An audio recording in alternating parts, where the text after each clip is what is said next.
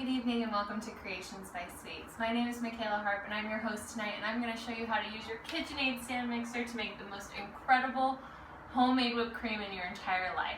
So follow me to the refrigerator. We're going to go get our ingredients to start this process. So I like to keep my ingredients, my bowl and my whisk, ice cold because it helps in the whipping process to make this a lot smoother for our process. So let me get it out of the freezer here. Also in the refrigerator, I also like to keep my whipping cream, heavy whipping cream. Let me stress that. It's important to have heavy whipping cream because the fat is what makes the whipping cream absolutely delicious. The more fat, the better it is. Just like butter. Who could argue? Now follow me into the kitchen. We're going to go right over here and start using our KitchenAid stand mixer. If you're not familiar with one of these, they are the most amazing product in the entire world. They make anything in the baking world absolutely possible. So what you're going to do here is you're going to attach your bowl and your whisk to your mixer.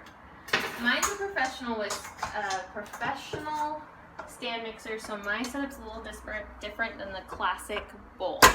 You actually lock it into place here on these hooks as well as into the back. I have a lever on this side that I pull up to attach it and lock it in place. However, I forgot to attach my whisk, which is the most important factor of whipping cream. So you lock that on here, as so, and make sure it's in place because you don't want this coming off as we're whipping the whipping cream. Now it's locked into place. You're going to take your heavy whipping cream. I like Clover because it's local and from Northern California, where I'm originally from. Go Clover, Sonoma County. It's also organic, so it's good for you. You're going to open up your whipping cream and pour it into your cold stand mixer. Again, we like it cold because it helps to create a thicker whipping cream and also makes it a lot easier and faster to whip. So from there, once your heavy whipping cream's in, you're going to turn on your stand mixer. It goes from 0 to 10, 0 being the off and 10 being the fastest speed. We're going to bring it up to about a 6 because we want it really fast and we want to bring this up to speed. I've noticed I have a little too much, a little less whipping cream than I'd like, so I'm going to add a little more heavy cream. Really to your personal taste. From here, while it's still a liquid, we want to add some beautiful powdered sugar. Normally people sift it. I feel you don't need to because it still gives the same effect and sweetness. Approximately, I like to do 2 teaspoons of powdered sugar, as that's the sweetness I like, but you can do more and add more as it goes.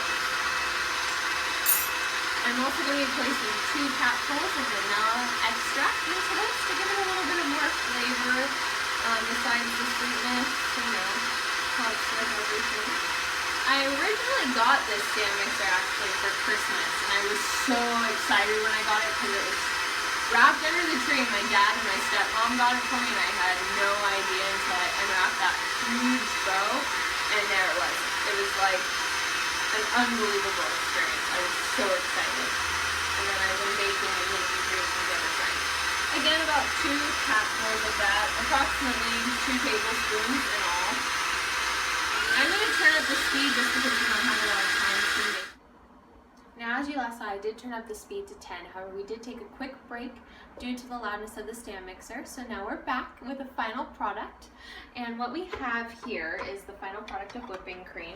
You're going to detach the bowl from your mixer after you lower it, of course. You're going to lift up with mine, and it should unhook just as easy as that. And now you also detach the whip. What your final product should look like is these beautiful, thick, fluffy, almost like cloud texture of whipped cream. And that's the final product. And what you can do to serve this beautiful whipped cream, you're going to take a dollop of it, or more than just a dollop, whipped cream's never enough, and place it on a beautiful bowl of fresh berries or your favorite apple pie. You never know. And then you can take a big old spoonful with some whipped cream and berries, and bon appetit.